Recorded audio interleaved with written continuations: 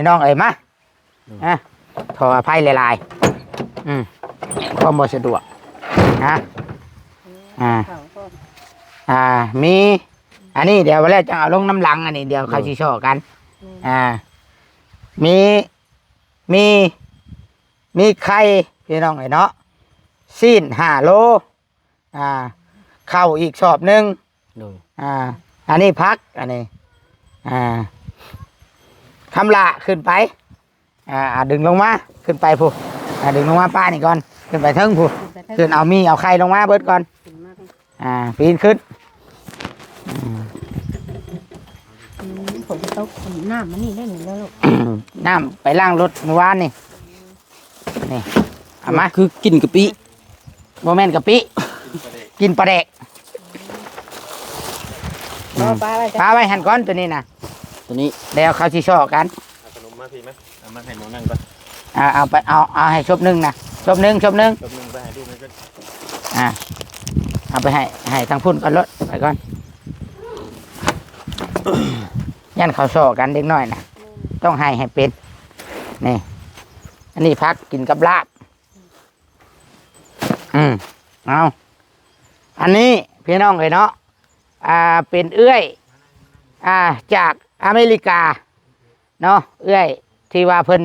หับปากว่าเพิ่นจะจัดโครงหลังคาให้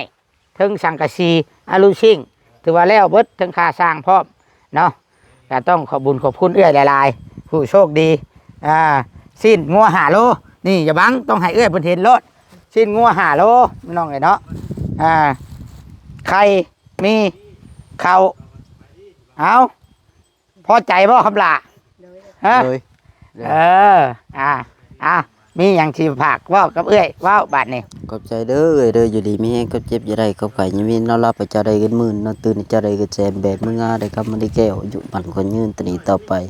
เป็นโฮมโพมใช้เด้ออยู่ดีมีแห้งสาธุขอบใจเด้อชิดเด้ออยู่ดีมีแห้งก็เจ็บอย่าได้ก็ไก่ยังมีนอนรับไปจะได้กันมื่นนอนตื่นจะได้กันแจมแบบมึงได้ครับมันได้แก้วอยู่มันคนยืนตนีต่อไปสาธุสาธุขอให้ทุกคนมีความสุขได้บุญกุศลน้ำกันหลายๆเนาะเอามือไรอยู่บ่ละบาทนี่เอาตัวไรมือก่อนตัวนี้แล้วช่วยกันเด้อกับแม่เด้อมาไม่อย่ามาไว้ก่อนโอเคตัวน่ะพอแล้วตัวน่ะใส่หัวเลยบาทนี่โอ้ค่อยๆได้ใส่บ่าวเปิดว่าเบา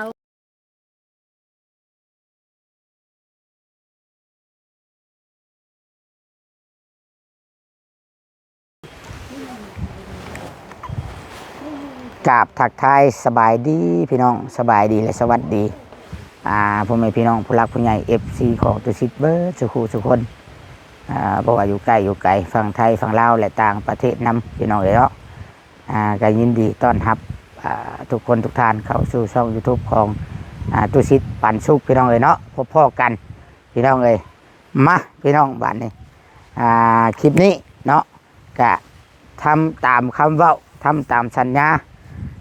จากเอื้อยหักอยู่ทางอเมริกาพี่น้องเลยก็ทำตามสัญญาคือกันเนาะเอื้อยพลบตัวพี่น้องเลยแต่ตุสิตเชื่อเนาะตุสิตเชื่อมั่นใจเนาะหลังจากนั้นเพิ่นก็ได้โอนเงินโอนคำฝากมาให้เมื่อคืนนี้ขอบบุญขอบคุณเอื้อยหลายๆเด้อพี่น้องเลยเนาะขอเอื้อยร่ำรวยอยู่ดีมีแห้งเด้อเอื้อยร่ำรวยกว่าเก่าบ่จักสิตอบแทนบุญแทนคุณเอื้อยจังใดก็มีแต่สิเอาคุณงามความดีเป็นคนดีของสังคมของเอื้อยของ FC มอบความสุขให้ทุกๆคนผู้ที่เบิ่งที่ชมและผู้ที่ได้รับนี่แหละเอ้ยถูกนะพี่น้องมีอย่างแน่เนาะมีอย่างแน่เดี๋ยวสิพามาเบิ่งบัดนี้พี่น้องอย่างนี้กินรอแต่วันทุกคนโอเคพี่น้องเอ้ยเนาะเดี๋ยว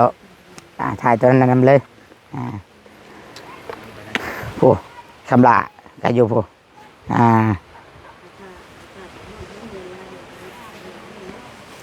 บางทีถือถาตัวนี้ได้เห็นป่ะคำละมาพี่ประเสริฐนาวีประเสริฐ หมอแม็กถ่ากับลุงเวียงเด้อเอาสบายดีผู้โชคดีทุกคนเลยเนาะผู้โชคดีคำล่ะอันนี้แม่ผมทำเพิ่นอันนี้ผู้ที่ตั้งแต่คำล่าบ่มีบอนอยู่บอนนอนบ่มีที่พักอาศัยประเสริฐแหละให้โอกาสไปแล้วกับทุกยากคือกันแหละประเสริฐกะเถียงหน้ากะน้อยๆนอนกับกับครอบครัวแล้วแหละคำล่าผัดยากลูกน้อยก็เลยให้นอนพักอาศัยอยู่บอนทำไปทายทวิตอะไรห่างเพื่องนะหลังจากนั้นก็ได้รับการช่วยเหลือมาจนฮอดปัจจุบันนี้เนาะคำล่าก็เป็นมือที่โชคดีมือนี่เนาะโชคใหญ่ล้นทับพี่น้องเอ้ยจากเอ้ยอยู่ทางอเมริกาพุ่นแหละเนาะว่าคำใดคำนั้นเนาะตุชิตกับจัดให้มือนี่เอ้ยเพิ่นจัดให้ตุชิตกับเป็นสะพานบุญในเอ้ยเพิ่นจวดข้าวกินเบิดแล้วบ่เบิดข้าวกินยังบ่หลายเนาะโอ้หยุดกล้องไว้ก่อนครับเสียงเด็กน้อยให้เอาในนี่เอ้ยบั้มเอ้ยหยุดวัดช่องตัวนั้นก็หยุดเลยอะไรบ่พี่น้องไอ้เนาะกี้นี่ลูกไอ้ขึ้นแล้วให้ยันมันเสียงเขาพี่น้องไอ้มาขออภัยหลายๆความบ่สะดวกมีอันนี้เดี๋ยววันแรกจะเอาลงน้ำลังอันนี้เดี๋ยวเขาชี้ช่อกันมีไข่พี่น้องไอ้เนาะซีน5 โลเข้าอีกชอบหนึ่งอันนี้พักอันนี้คำละขึ้นไปดึงลงมาขึ้นไปผู้ดึงลงมาป้านี่ก่อนขึ้นไปเทิงผู้ขึ้นเอาไข่ลงมาเบิดก่อนปีนขึ้นผมจะต้องน้ำมันนี่ได้หนึ่งแล้วลูกน้ำไปล้างรถเมื่อวานนี่เอามาคือกินกะปิโมเมนต์กะปิกินปลาแดกปลาไว้หั่นก้อนตัวนี้นะตัวนี้เดี๋ยวเขาชี้ช่อกันขนมมาพี่ไหมเอามาให้น้องนั่งก่อนเอาไปเอาให้ชบหนึ่งนะชบหนึ่งไปให้ดูไหมก็เอาไปให้ทางพุ่นก่อนรถไปก่อนยันเขาช่อกันเด็กน้อยนะต้องให้เป็นนี่อันนี้พักกินกับลาบเอาอันนี้พี่น้องเลยเนาะเป็นเอื้อยจากอเมริกาเนาะเอื้อยที่ว่าเพิ่นหับปากว่าเพิ่นจะจัดโครงหลังคาให้ถึงสังกะสีอลูซิ่งถือว่าแล้วเบิดถึงค่าสร้างพร้อมเนาะก็ต้องขอบคุณเอื้อยหลายๆผู้โชคดีสิ้นงัว5 โลนี่อย่าบังต้องให้เอื้อยเพิ่นเห็นรถสิ้นงัว5 โลพี่น้องเลยเนาะไข่มีข้าวเอาพอใจบ่ครับล่ะมีอย่างชีผักว่ากับเอ้ยว่าบาทนี่ขอบใจเด้ออยู่ดีมีแห้งก็เจ็บอยู่ได้ก็ไข่ยังมีนอนรับไปเจ้าได้เงินหมื่นนอนตื่นเจ้าได้เงินแสนแบบมึงาได้ครับมันได้แก้วอยู่บันคนยืนตนีต่อไปเป็นโฮมโพมใช้เด้ออยู่ดีมีแห้งสาธุขอบใจเด้อชิดเด้ออยู่ดีมีแห้งก็เจ็บอยู่ได้ก็ไข่ยังมีนอนรับไปเจ้าได้เงินหมื่นนอนตื่นเจ้าได้เงินแสนแบบมึงมาได้ครับมันได้แก้วอยู่บันคนยืนตนีต่อไปสาธุสาธุขอให้ทุกคนมีความสุขได้บุญกุศลน้ำกันหลายๆเนาะเอาเมื่อไรอยู่บ่ละบาทนี่เอาตัวไรเมื่อก่อนช่วยกันเด้อกับแม่เด้อมาไม่เนี่ยมาไว้ก่อนโอเคตัวน่ะพอแล้วตัวน่ะใส่หัวเลยบาทนี่โอ้ค่อยๆได้ใส่บ่าวคนว่าเบาเว้ยเอามันไม่ได้น้อยนะเอาโอ้ไปแล้วคำลาไปแล้วไปเอาไปเลยมาได้จังมาเอาอีกอันนี้โอ้โตเอ้ย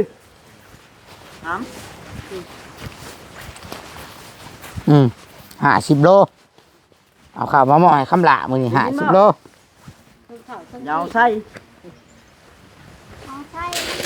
ที่พ่อน้องมันเอาใส่ใส่ ยาใส่ก็ตัดทางแล้ว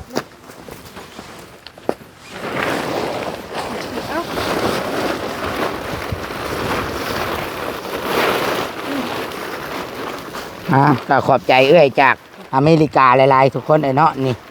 เข้ากระสอบหนึ่ง50 โลเลยทุกคนเลย กินก็หาโลผมบอก ชิ้น5 โล4 โลครึ่งนะเกือบ5 โลเลยแหละไปประมาณนี้แหละมันมีครบเบิดมีครบเบิดชิ้นงัวเผาเอาผู้ใดยังอยู่ไหน เอาอีก ไปเอาอีกผู้อยู่รถผู้แบ่งปันกัน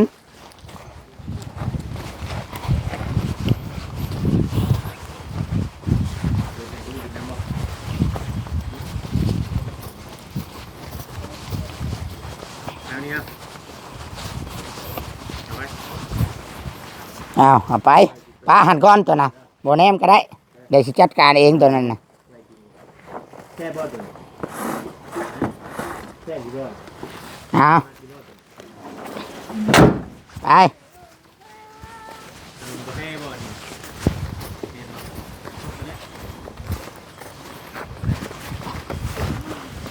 เอาทุกคนเลย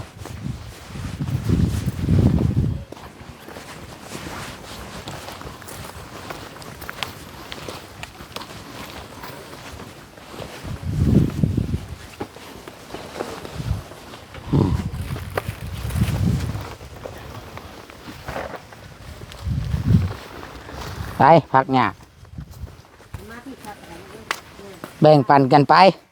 ข้าวน้ำสัมปลาซีนพี่มึงแน่พี่โจกให้เพิ่นเบิ่งดูบาทนี่มานุ้ยมาเบิ่งนุ้ยนี่ เอาไปเสริมบ่ครับน้ำบ่เข้ามาบ่ ทางบ้านนี่แหละ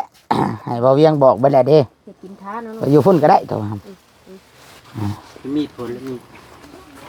อยู่ใส่ก็ได้อยู่แล้ว ด้วย ขอบใจหลายๆเด้อเอ้ยเด้อขอบมกขอบใจหลายๆตอนบักไง1 ชิ้น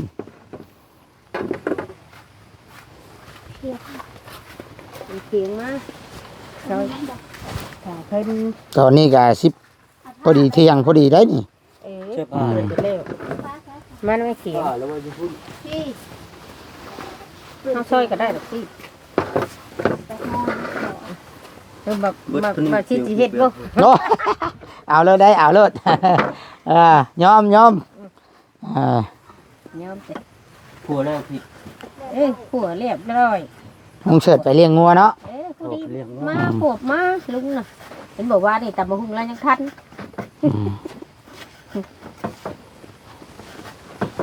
มันใหญ่แล้วจับดีเลยสันนะลูก แล้วแต่ชุมเจ้าว่ารถมาพี่บัดนี่เดี๋ยวสิเอาขนมให้เด็กๆก่อนบัดนี่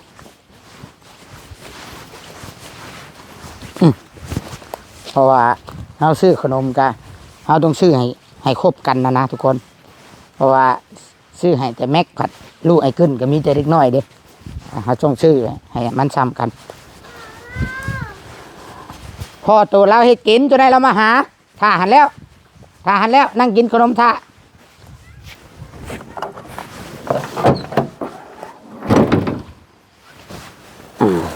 เด็กเดี๋ยวยังอันหนึงเดี๋ยวจงถ่าจงให้โมแม็กตัวนี้ถ่าทายก็โมแม็กนะ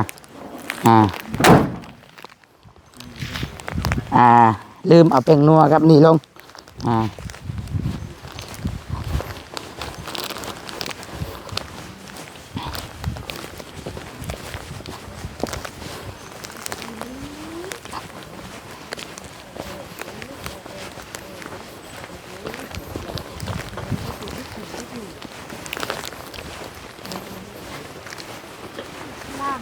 เอาเกือบลืม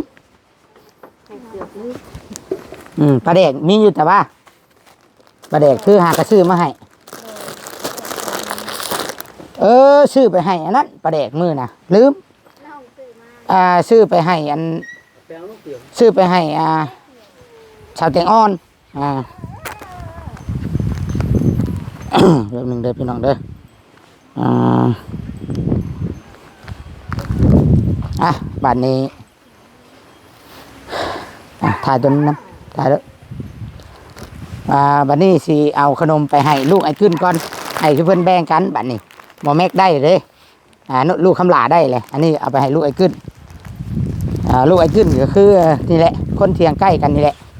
เพิ่นมีอย่างเพิ่นก็ช่วยเพิ่นก็เบิ่งกันนี่พากันถือของถือกระเป๋าอยู่นี่โจจะพังออกอันนอกทางเลยเด้อครับเด้อย่านรถคือได้เลยเอาสบายดีป้าลุงไว้โหสวัสดีป้าลุง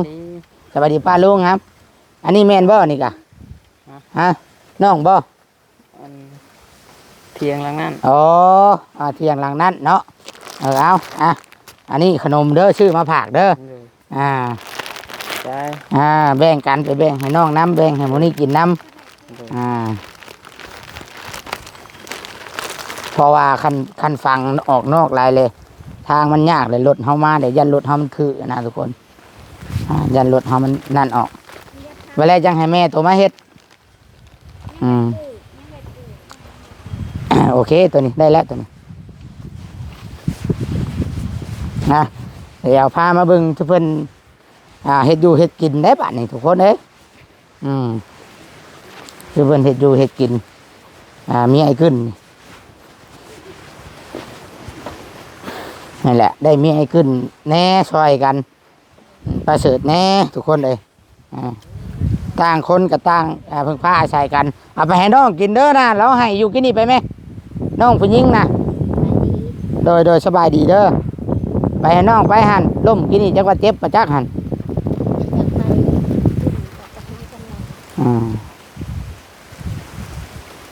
อยู่ใช้กินนี่อยู่พุ่นบ่เห็นให้แล้วกินฮอดลูกสาวพอดีซ้ำกับโมนี่ใหญ่กว่าโมนี่น้อยนึงให้ได้เพิ่นให้อยู่น้ำไผก็บ่อยู่น้ำพ่อก็บ่ค่อยอยู่น้ำอ้ายก็บ่คันละแบบไปหันไปนี่แหละป้ายคำลาหันฉันคำลาเลยอยู่แน่หน่อยนึงติดกับไหมเพิ่นอะไรล่ะบ่าวแม็กเพิ่นก็ห่วงพ่อเพิ่นห่วงพ่ออีกนะห่วงความฮักพุ่นยิ้มแหละยิ้มใส่ขนมเอาให้น้องเด้อให้น้องผู้หญิงเด้อปานกันกินเด้อบ่ให้มีไผอันเอาผู้เดียวเด้อฉันแต่บ่ได้ชื่อมาให้กินได้มื้อหน้านะ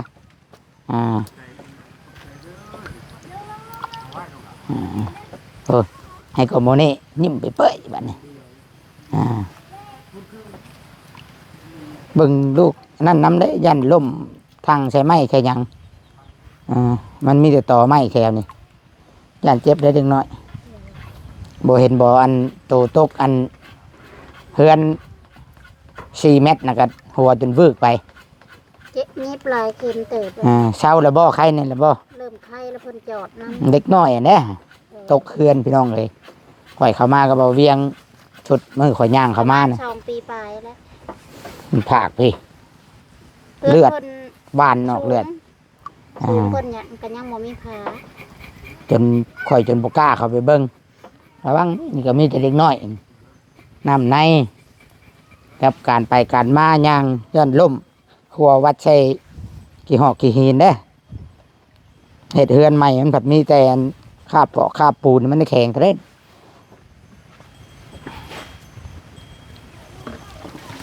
ไปเบิ่งทางพุ่นต่อบัดนี้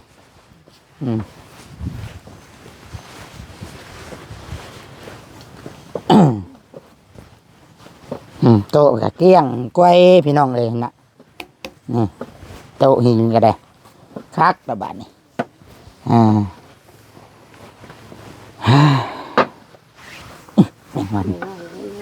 ยังใครอยู่โบราณกันเลยยังง่วงเนาะลองเลย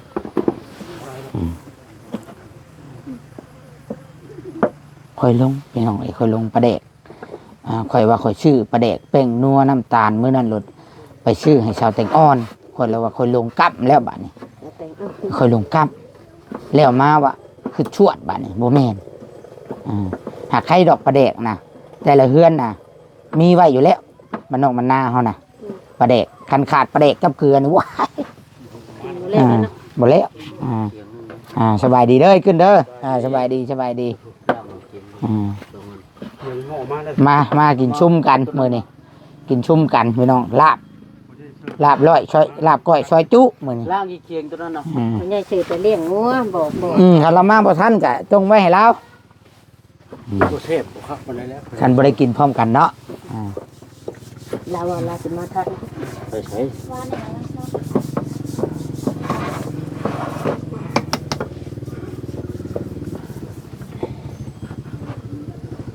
สามพันลึก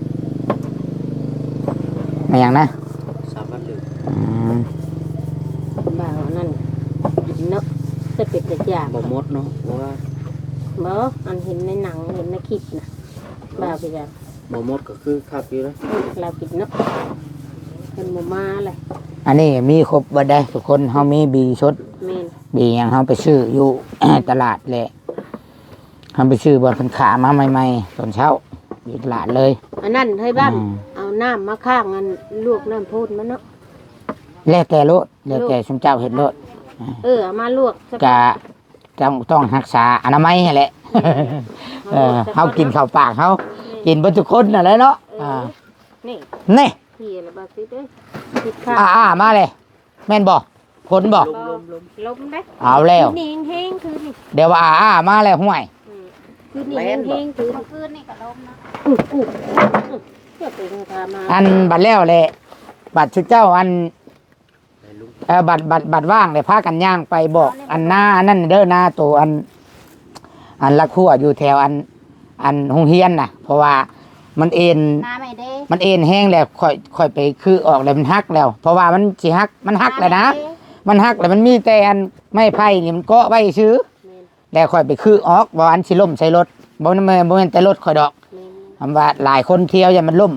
มันเอ็นแล้วแบบนี้มันเอ็นเลยแล้วค่อยเลยยู่ให้มันเข้าไปบอนให้หน้าพุ่นเลย มันหักออกเลย ให้หน้ายังไม่ดำบ่ บ่ให้หน้าเหือเนี่ยหน้าเหือนะ ให้ดี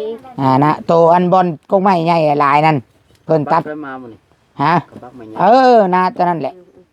เอาไปพังให้เขา เพราะว่าข่อยลงไปแทกนะพอดีเรือซ้ำนี้มันสิหารถข่อยเลยยุ่งเขาไว้เลยใช่ เจ้าก็ดูในคณะบ้านเขาให้เนาะ ฮะ ข้าเจ้าก็ดูในคณะบ้านนะฮะ เราก็ได้ ยันเพิ่นให้บ่ ให้แล้วครับ ให้เด้อ สิไปบอกแล้ว เพราะว่ามันหักแล้วบอกเพิ่นรถมันเอ็นแล้วมันเอ็นออกทางแล้วมันเอ็นออกทางแห้งแล้ว เพิ่นมาให้ก็เตือเด้อ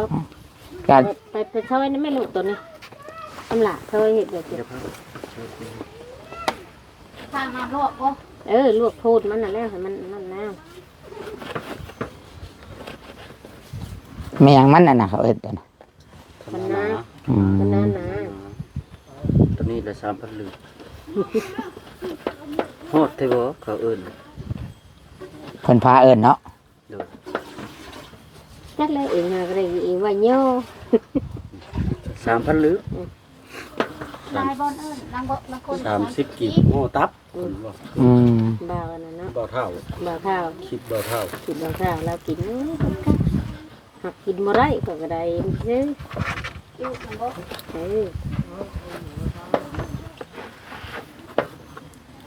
โหตอนบักใหญ่มันก็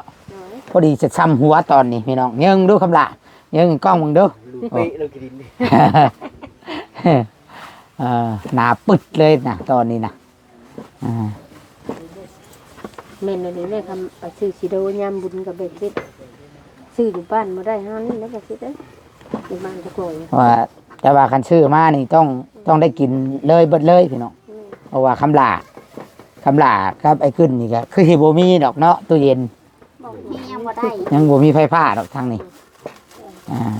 ลวกบ่ถึงบ่ แน่ มันมีแล้วอยู่ทงอยู่บ้านนี่ ว่า มันก็มีอยู่ ว่าจะแม่เลยให้เชื่อจะเป็นน้องลงนะ โอเคพี่น้องเอ้ยคลิปนี้ก็มีแต่ที่ให้ทางประเสริฐแล้วก็ไอ้ขึ้นแล้วก็คำลาแต่งอยู่ครัวกินเนาะกินข้าวเที่ยงจะน้อยพี่น้องเอ้ยคลิปนี้ก็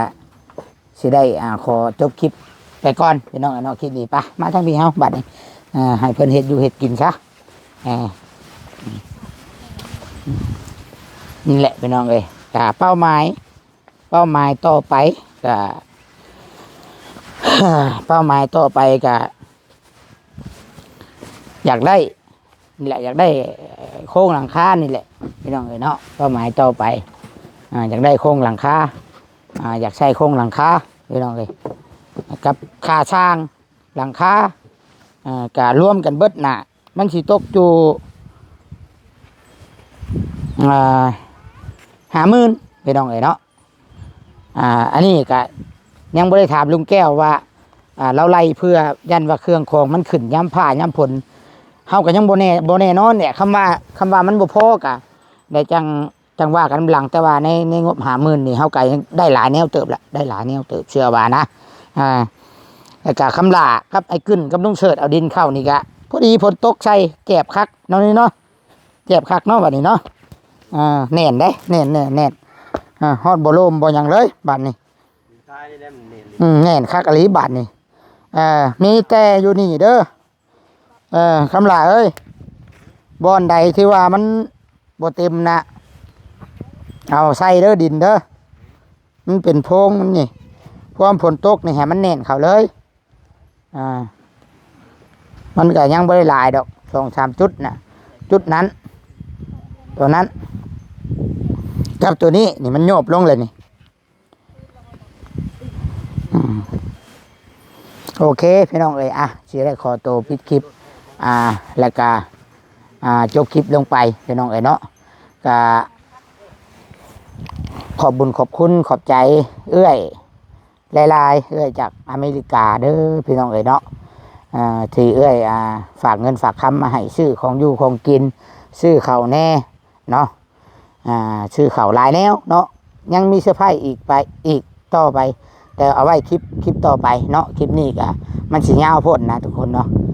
มันสิยาวโพดก็ขอให้เอื้อยอยู่ดีมีแห้งร่ำรวยสุขภาพแข็งแรงเด้อความเจ็บจะได้ความไข่จะมีโชคหมานร่ำรวยแล้วก็ FC ทุกคนที่เบิ่งคลิปทุกท่านที่เบิ่งคลิปของตุชิตแต่ต้นจนจบก็ขอให้โชคหมานร่ำรวยทุกคนพี่น้องเลยฝากทุกคนกดไลค์กดแชร์คอมเมนต์มาเป็นกำลังใจให้แน่สุดท้ายนี่ก็สิได้กล่าวคำว่าสบายดีพี่น้อง